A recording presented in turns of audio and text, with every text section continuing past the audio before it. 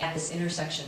And basically, all of the land area that was originally identified as a B2 community business district, that was placed into the I1 institutional district. But the corresponding change had not been made to the zoning map. Again, the purpose of this change is to make it so that the zoning map complies with the comprehensive plan change.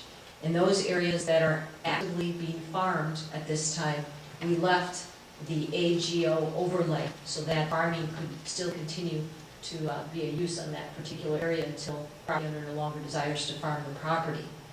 In addition, the area that's south of Dabbs Farm Drive, we placed that into the R4, which is a residential designation at this time.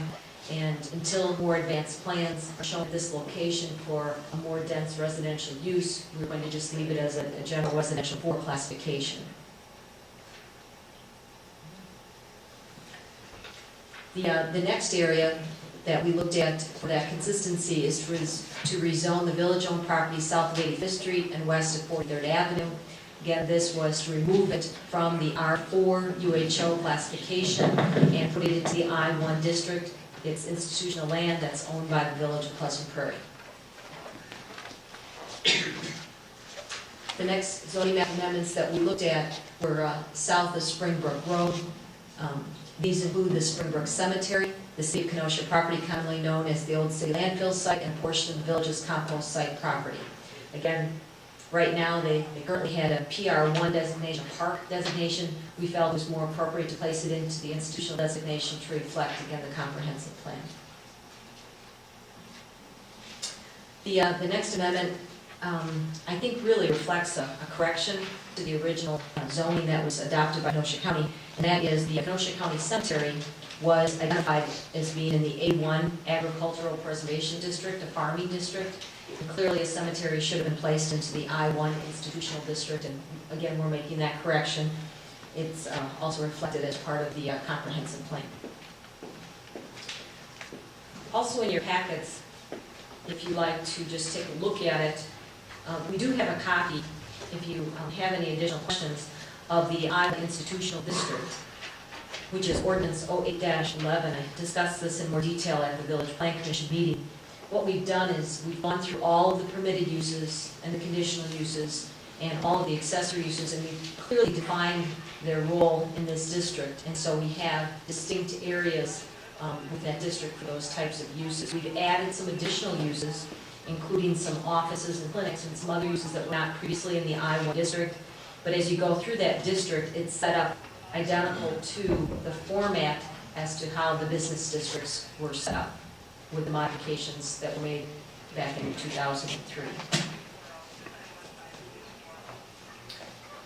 So with that, Mr. President, there's 2 items for your consideration. The first is Resolution 08-08, and that is to support amendments to the Village's Comprehensive Land Use Plan, and this is related to the government and institutional land use categories. And then item C, which reflects ordinance number 08-11 through ordinance numbers 08-14, and these are amendments to the text and maps of the village.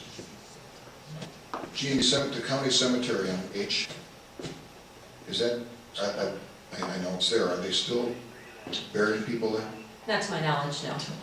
How long has it? It's been quite a few years, hasn't it? Last one was in the 60s. In the 60s. As I understand it, if a cemetery goes without burial for 100 years or so, it can be discontinued?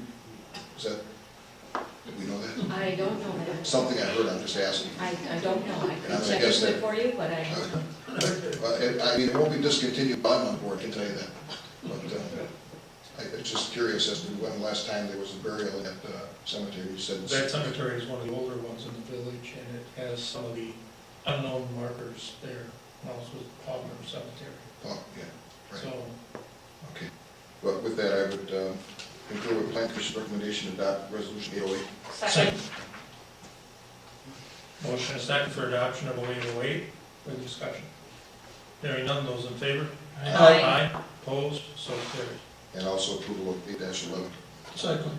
So are we going to take these individually, Gene, 11 through 14, or do you want them just inclusive of 11 through 14? I think you can do them 11 through 14 as one item. They're all interrelated. 11 through 14. Okay. Motion by Mike, second by Steve. And that would include 08-11 through 08-14 inclusive. Any discussion on this item? Hearing none, those in favor? Aye. Opposed, so carried. Next item, then D, has received planning commission recommendation to consider ordinance 08-15, to rezone field delineated wetlands into the C1 lowland resource conservancy district, and the non-wetland portions of the property will remain in the R5 urban single-family residential district. This is on the property located at 11510 Lakeshore Drive, and this is a result of landscaping being completed. Mr. President, members of the board, on September 11, 2007, the village received an application from Mary Lampman and Sherry Kroger, owners for wetland staking to be completed on their property located at 11510 Lakeshore Drive in the village. The property is identified as tax parcel number 934-123-293-0101, also known as lots 26 and 27 of block 12 of the Carroll Beach Estates subdivision unit number 2.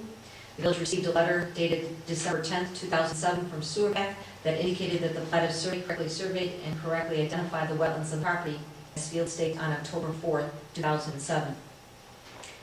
The field delineated wetlands of the property are proposed to be rezoned into C1 Lowland Resource Conservancy District in accordance with NR 117 of the Wisconsin Administrative Code. The non-wetland portions would remain in the R5 Urban Single Family Residential District with the LUSA designation. The property is also located within the shoreline of Lake Michigan. The Plan Commission held a public hearing and recommended that the village approve the zoning map amendment, ordinance number 08-15, as presented for reference reason. So to approve, or will discuss the proclamation. Second. Motion by Steve, second by Monica. Any further discussion on this item? Hearing none, those in favor? Aye. Opposed, so carried. That brings us to item E. Receive the planning commission recommendation, consider ordinance number 08-16, to amend section 395-60D of the Village Land Division Development Ordinance related to the temporary termination of public streets intended to be extended at a later date.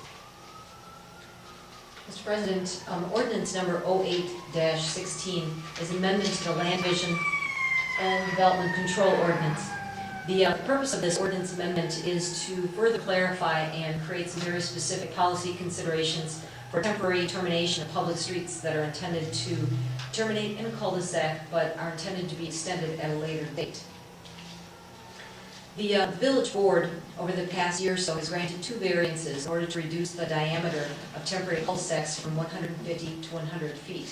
There are some other considerations that we have reviewed as village staff with developers over the past several years, and so felt that it was appropriate to sit down and try to draft some more specific language to be placed in the ordinance as to how to deal with and treat these temporary cul-de-sacs.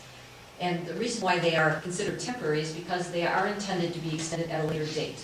I know it was requested earlier this evening to determine how long is temporary. Well, I really can't tell you how long temporary is. In some cases, temporary has been as short as 6 months.